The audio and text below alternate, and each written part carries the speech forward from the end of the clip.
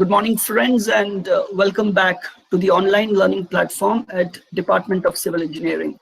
I'm Rajesh Gopinath, and today we are together for the course on occupational health and safety. In the previous session, we had an understanding of the various theories by which you can identify how an accident occurs or would happen.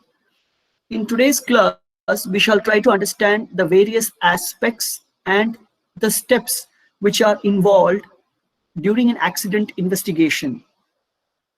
Today's presentation will be delved upon, as you can see on the screen, wherein we shall first understand what is the need for carrying out accident investigation, what are the various steps which are involved in it, what exactly is the process or steps after the investigation is accomplished, and finally, we shall be previewing the accident investigation report or a template.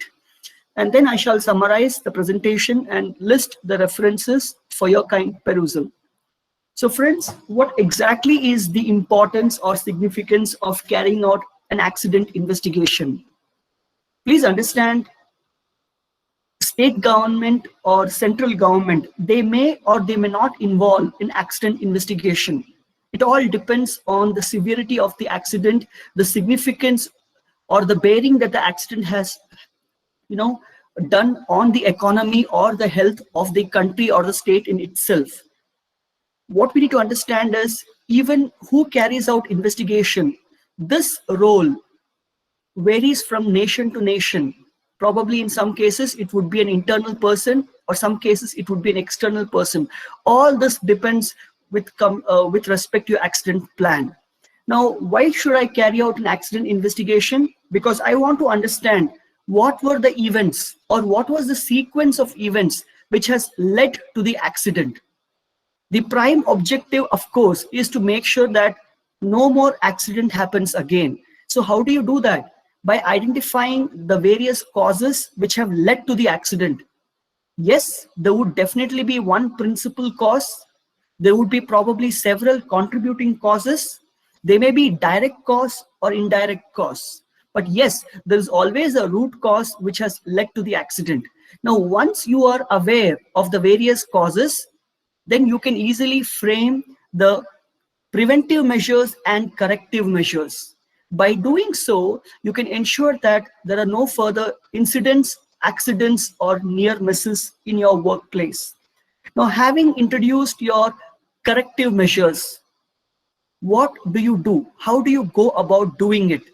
Obviously, you need to have a plan. You need to have a strategy. You need to have a timetable. You need to have a timeline. And yes, there must be somebody who has been assigned with the responsibility of developing the corrective measures.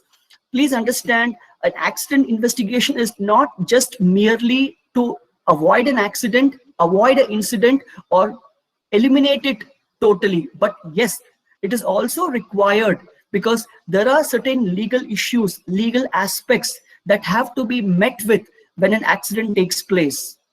Always an accident comes with a cost. It could be a direct cost, it could be an indirect cost. The cost can be related to the medical treatment, to the legal cost, or any economic losses due to absenteeism or loss in productivity. Please understand, only an accident investigation can tell you whether the status quo with respect to the safety measures, the personal protective equipments, with respect to the safety policy, whether its compliance has been met or has been failed. Finally, an accident investigation is very important because we need to process what is called as the compensation claims of the injured party. Now, with this brief introduction to the significance of an accident investigation, the need for an accident investigation, now let us understand the various aspects before we move on to the steps in accident investigation. First and foremost, you need to understand that we need to be prepared for an investigation. And when I say we need to be prepared, we cannot prepare after the accident has taken place. Please understand that during the time when an accident has taken place, there would be too much of pressure, there would be too much of stress, there would be too much of confusion or chaos which would be there in that environment. There would be so many agencies which are looking upon you looking down upon you. So absolutely, that is not the time for you to prepare or plan for an investigation.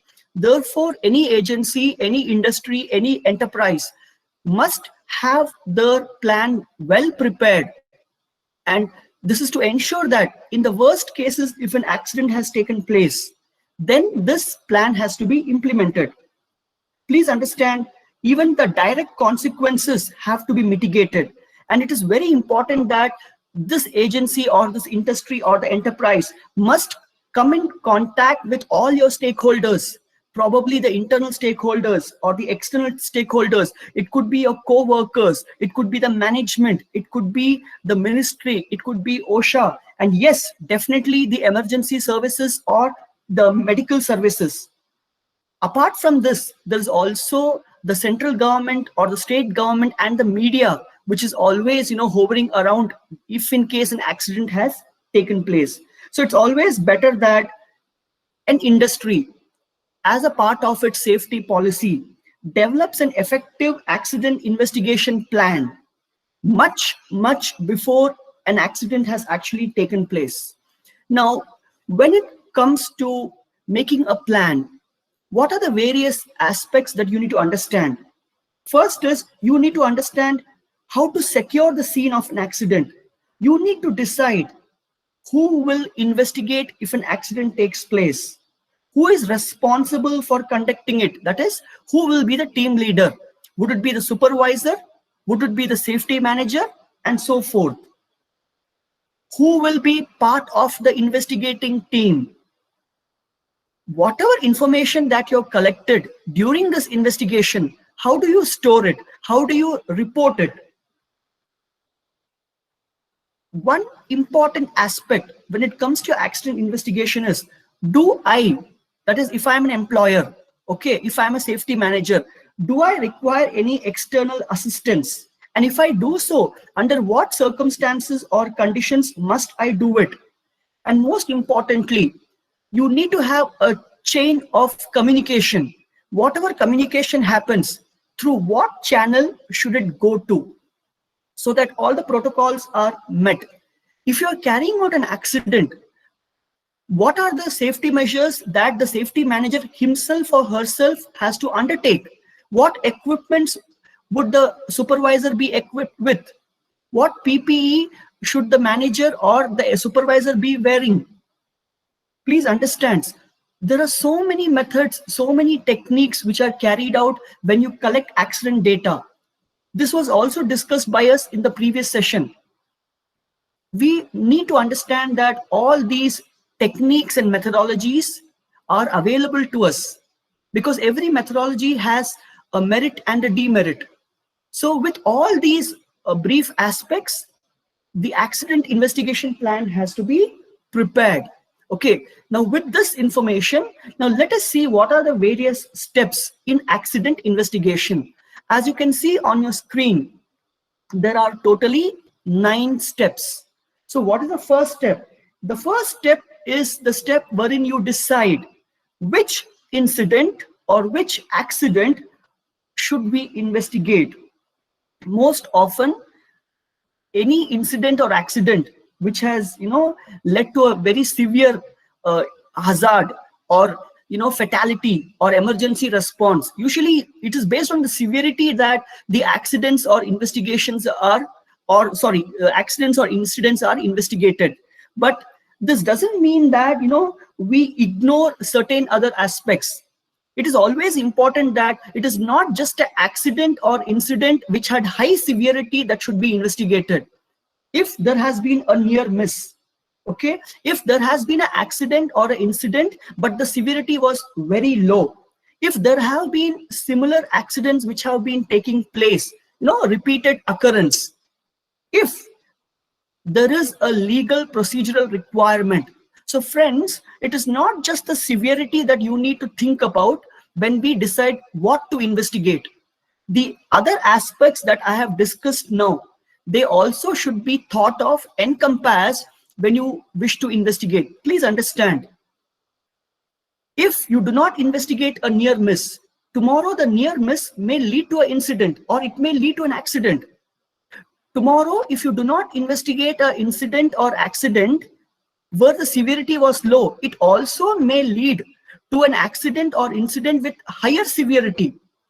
Tomorrow, if you do not investigate a series of small incidents or accidents which have been continuously repeating, for instance, a person is slipping and falling, okay, this tomorrow may lead to a severe health hazard itself. So please remember that all kind of incidents and accidents have to be investigated. Of course, the priority depends on the severity aspect itself. Now, having said this, which is the second step? The second step is to secure the scene of accident. Please understand, whenever a serious incident or a severe accident takes place, the first important step is always the emergency response. It's always to ensure that medical aid has been provided to the injured party. Apart from this, another important attribute that needs to be understood is you need to ensure that there has been no tampering or disturbance of the accident site. Because in case if any evidence has been moved, in case if the site has been disturbed, then we will not be able to arrive at the correct cause of why the accident may have taken place. So, you need to secure it. You need to ensure that there is no unwanted elements which enter the accident site, okay, maybe for a vested reason or maybe just a curious onlooker. Okay, so having said this, now let us move on to the next step. The third step is wherein you gather information. And when I say information, you gather important information. And when I say important information, the information which is very useful, which helps you to understand what caused the accident, what was the direct cause and what was the indirect cause. Please understand that when the accident information is being gathered, it has to be done by the investigation team who should be present in the accident site or as per the accident plan. And we have already learned that there are many ways in which you can gather the information. In the previous session, we had understood the different methodologies or techniques which are available to us to gather accident data. For instance, CCTV footage, for instance, your video recordings, for instance, surveys, interviews, okay, sketching. And as I told you before, everything comes with certain limitations and certain advantages. Now, please understand that having said that, we have several techniques. Every technique comes with certain limitations, but the idea is whenever you go about gathering data, you must make sure that the data is complete in all aspects. You must have a 360-degree purview of how the accident has taken place, whether you do it through an action photograph, whether you do it by direct observation, whether you do it by interviewing the witnesses or the injured party, okay. You need to ensure that whatever information you're collecting is actually relevant, which helps us to fix the fact why the accident may have taken place. Now, please understand, accident data collection is not just restricted to collecting the information on the accident site. As I told you in the previous session, you also need to review records, medical records, accident records, operation and maintenance records of the equipment as well. Okay, now please do understand that there is no hard and fast rule. That is, there is no prescribed order or sequence in which you go about gathering the information. But with all the aforementioned information that I have provided to you, if one is able to undertake them, then probably, the entire exercise would be fruitful. Otherwise, it would be futile. Now, let's move further. The next step, that is the fourth step in your accident investigation, is to analyze the accidents and incidents which have taken place. Now, please understand, when I say analysis of your accidents and investigations, in this, basically what happens is there is a timeline which has to be developed, as you can see in step number 5. So please understand that the goal of actually having developed a timeline is to structure the events which led to the incident or the accident. And having developed a timeline, okay, which is actually a part of your analysis, you're able to come out with the real facts and rather not any oversays or fiction. Now, what exactly do you do when you're developing a timeline? Please understand, in simple words, the information that you have gathered, okay, when you analyze the information that you have gathered in step number 3, you can actually develop a step-by-step layout or a step-by-step description, a step-by-step sequential flow of the events which would have led to your incident or probably to your accident. Please understand that when you develop a timeline, the investigator or the supervisor or the safety manager should have a focus, and the focus must be for making an overview on all the events which have occurred, and yes, definitely the events which are relevant, okay, the actions which were taken by the people, what was the condition of the equipments, all these need to be thought about when the timeline is being prepared. Please remember, if I want to pinpoint what exactly is the objective of a timeline, then you should understand that timeline is to develop what actually happened and rather not on why it happened. So please remember that the focus when you develop a timeline should be to understand what happened, which events happened, and the focus must be lesser on why the events happened, or rather, in other words, what were the causes because of which the event happened. Okay, so now let's move further. Having carried out analysis of the data which you have gathered, having developed a timeline, the next thing is to utilize a probable most efficient model to come out with the best outcome, and the outcome would be to identify the root cause, the underlying causes, and of course the corrective measures and preventive measures that needs to be introduced.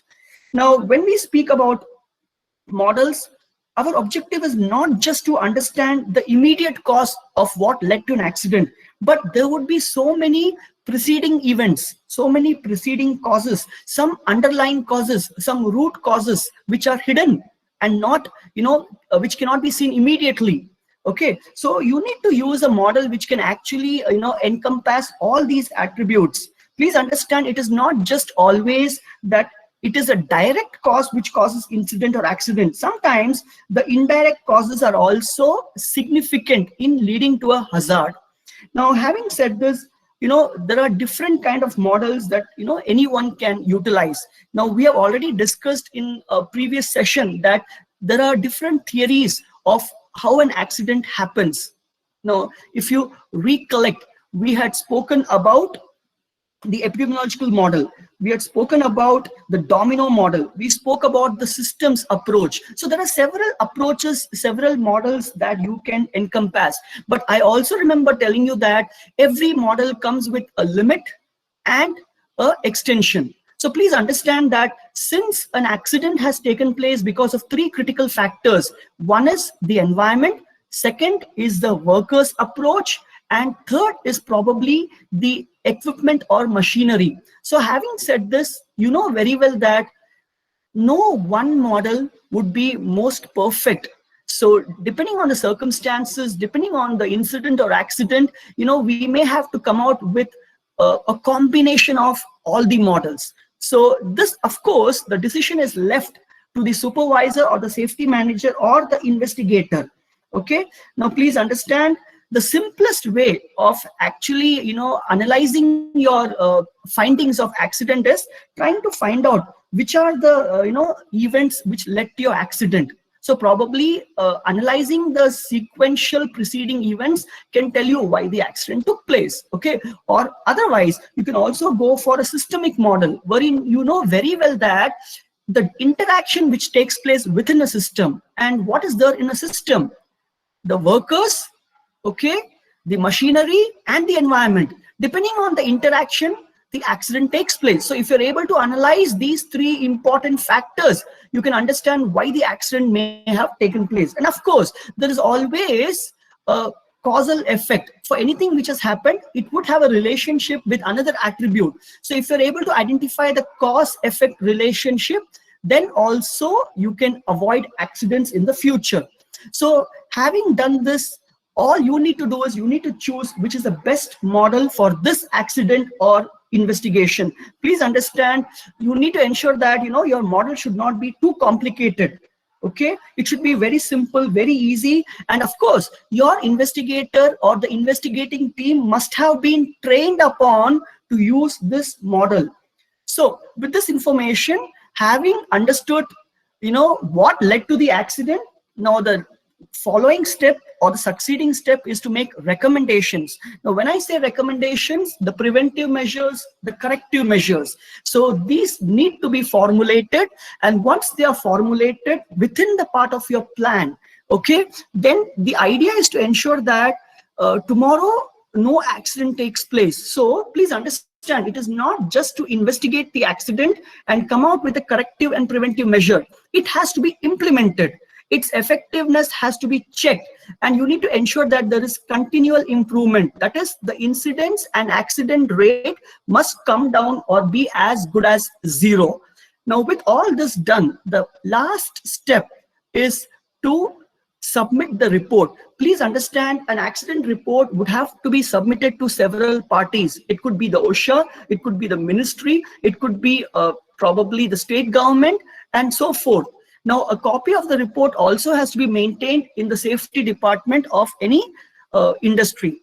Now, how does this report look like? Now, this report would actually, be a template that we need to fill. Now, please understand, when we speak about filling the report, this is actually one of the important steps after the accident has taken place, or in fact, this is one of the most critical steps after accident investigation is completed. So what are the steps after accident investigation has been completed?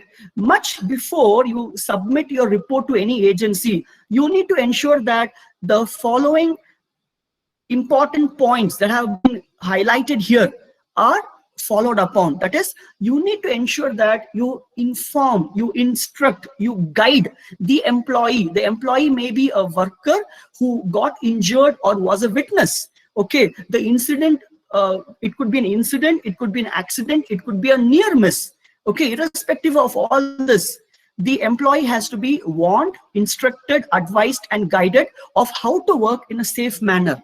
Okay, please understand, it is the right of the employee to know if there is a potential threat or a hazard which is existing in his or her workplace. That has to be brought to the attention of the employee. The employer is obliged to make sure that there are sufficient appropriate safety guards, okay, those mechanisms which can protect the worker from any moving machineries or moving parts of any equipments. Now, it is not just to supply the PPE, the personal protective equipment. Is this of the highest quality? Is it really appropriate for the action, for the environment? So all these needs to be understood, and it has to be implemented. Okay, yes, the unsafe conditions have to be eliminated. Only then the workers will be confident in working again without any stress factor. And please remember, if the employee is again working under a stress factor, it again may lead to another accident. So having said all this, now let's understand, what does the report contain? Please understand, when you also talk about reports, there are certain norms to be followed. And eventually what happens in a report is you document what all happened in the accident. All the personal details, professional details will be in place. Eventually it is going to help you to recommend, okay, how an accident can be stopped. Please understand, it is the responsibility of the supervisor or the safety manager who has to prepare and complete this accident report. Okay, now this report will definitely have inputs from the management, from the employee, from the worker, from the expert, from the injured party, and so forth. And it is very important that this report is drafted to the right ethical extent, the professional manner, with all transparency in place.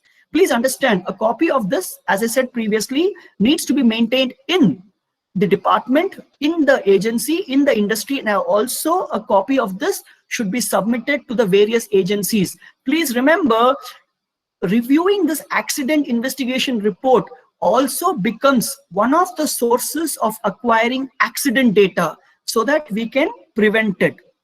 Now, what should you report? When I make an accident investigation report, what is that I should include? All possible injuries, whether it is job related, okay, or probably which has happened within the work environment, any hazards, any risks, any threats, even an incident, even a near miss, any damages which have happened to a structure or the vehicle or the equipment, all these needs to be reported. Are there any deficiency in the procedures? Are there any unsafe behaviors, unsafe conditions?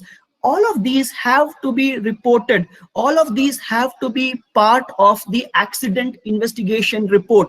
Please understand, once we collect the accident data, we need to, bifurcate them, or rather, we need to categorize all our observations under these categories. We need to understand the accident which took place or the incident took place. Okay, was it because of an unsafe condition?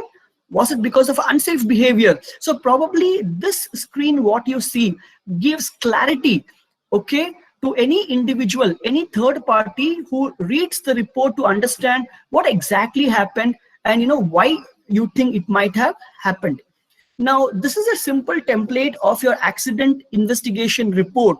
Now, what exactly will be filled in this? Yes, the date of the incident, the time of the incident. Now, whether it's incident or accident, okay, who was involved in this? Who was the immediate supervisor? Who were the witnesses? Where exactly it took place? In which shop floor did the accident take place? What machineries were involved in this accident? What is the record of the operation and maintenance of this machinery? Okay, have there been any previous incidents or accidents or near misses which have happened with the same worker or with the same shop floor or with the same equipment? Okay, now what exactly were the causes because of which the accident took place or the incident took place? The direct cause, the indirect cause, the underlying cause, the root cause. Okay, and finally, yes, what are the recommendations which have been made in order to ensure that this fatality, this incident, this near miss or this accident which has happened should not repeat? Okay, finally, the follow-up information on effective implementation and the effectiveness of the recommendations must also be listed in your report. Please understand, basically the ethical aspect is whatever you report, it should be complete, accurate and precise. If required, you need to provide add-on information, any additional information which can help in order to make the report more effective should be introduced. All background information, that is personal information, professional information, should be a part of this report. Yes, it is very important that how you have carried out analysis, what was the sequence of events which led to the accident or incident, they must also be highlighted. All the probable causes must also be highlighted in the report. Recommendations is very important and it should also be highlighted in your report. Please understand, if these norms are not met, then the entire purpose of doing your accident investigation would be a failure, because all that information you have gathered, all that analysis if you have done, if it is not translated into a report, okay, then there is no use of this exercise, because this report also will be reviewed by another agency to check whether the recommendations you have made is effective or not, whether the investigation that you have carried out is accurate or not. Okay, now when I say recommendations, please understand your recommendations can include corrective measures and preventive measures. Please understand your control measures can be provided by proper training, by proper administrative practices, by proper PPEs, by the right personal protective equipments, by the correct engineering controlling measures. Okay, in other words, eliminating unsafe condition, unsafe behavior, and with proper dedication of the employer, the management, the supervisor and employee. Okay, all this would eventually be contributing to your recommendations. And please understand, it's always a joint role. Please remember, it is not one cause which leads to an accident. In the same way, there are so many factors who have to coordinate with each other to prevent the next accident from taking place. Now, what are the various steps that you need to engage in after the report has been submitted? Please understand that you need to always have a statistical overview which helps us in a better representation. Okay, you need to assign the correct person, train the person to make sure that this accident does not repeat again. All right, okay, there should be a time frame which has to be followed to make sure that whatever preventive measures, whatever corrective measures that you are recommending should be in place. Friends, please understand, it is not merely carrying an investigation, making a report and dumping it into some kind of bookshelf. Okay, whatever you have mentioned in the report, they have to be followed upon, they have to be implemented. That is also a very important step after the report has been prepared, drafted and submitted. Please understand, that is why I told you, you need to submit the copy of the report to the ministry or OSHA or any other agency, because they will definitely check the accuracy of the information and they would definitely prefer to carry out their own investigations if your report is not well drafted. Okay, if there are any loopholes or gaps, if they find that it is faulty, it is not true to the knowledge of what happened, then they would definitely come to the premises and carry out their own investigations, which would of course bring bad name. Please understand, the idea of carrying out accident investigation is not to point blame at anyone, but rather to prevent accidents from happening in the future. Okay, now we are done with today's presentation. Let's have a quick recap of the various steps that you need to engage in accident investigation. First and foremost, the investigating team or the supervisor will survey the scene. Okay, they will make sure that the accident scene has been secured. When I say secured, by providing medical facilities, emergency facilities, and yes, by eliminating the potential hazard or threat which led to the accident. Securing also means that all the evidences, the physical evidences are not disturbed. Securing also means that you do not allow any unwanted, unwarranted action or person to enter the scene and spoil the evidence. Okay, you also decide who speaks to the media, who reports the government, okay, who takes the investigation forward. Very important. The emergency services must be in place and the injured party must be immediately shifted to the hospital or the first aid must be given.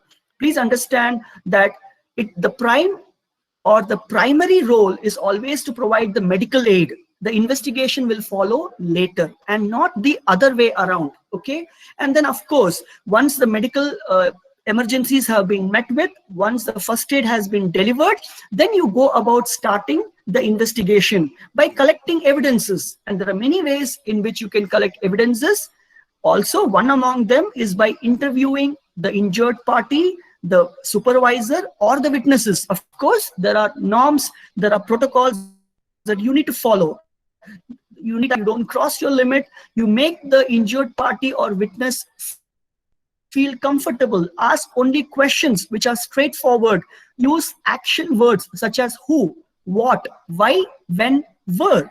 Okay, and having said all this, all of them have to be translated into black and white. In other words, all these have to be documented. Whether it's your action photograph, whether it's your interview report, everything has to be documented before the version changes, before the accident scene transforms. Okay, now please understand, one important step of accident investigation is to create or recreate the sequence in which the accident took place. Okay, so the preconditions, post conditions, and the sequence. So what exactly are the sequential factors or causes which led to the accident? This is the most important step, which actually helps you to understand how the accident took place. This is actually where you analyze your findings. This is where you develop the timeline that is of the events and not the causes. Okay, now having reviewed it, having analyzed it, having prepared the sequence of events, okay, finally what is that you do? You need to follow up by eliminating all the unsafe behaviors, unsafe conditions, all the threats and hazards, so that your area, your agency, your industry, your shop floor is rid of any future accidents. Please remember that though the report is the last step in accident investigation, it is just the beginning of continuous improvement. And finally, with all this, I would like to tell you that the last resort always would be the disciplinary action, which may have to be taken on the industry, the employer, the management, supervisor, or the worker itself. But that's the last resort. So friends, what is that we have understood today? We have understood the various aspects in accident investigation planning. We have understood the various steps that you need to practice, you need to preach, you need to follow during the investigation. We also had a glimpse of what are the immediate steps after the investigation is completed. We also understood the important steps of reporting and also what needs to be done after reporting. So these are the references for your kind perusal. Okay, please do go through them and enhance your knowledge beyond the scope of my presentation and the scope of your curriculum. So in the subsequent class, we shall be entering into the arena of accident analysis. And by saying so, we shall start with job hazard analysis. So friends, I thank you for your kind patience for today's session. And now the forum is open for any questions, any queries that you might have, so that this world will be much better, a safer place without any incidents and accidents. Thank you.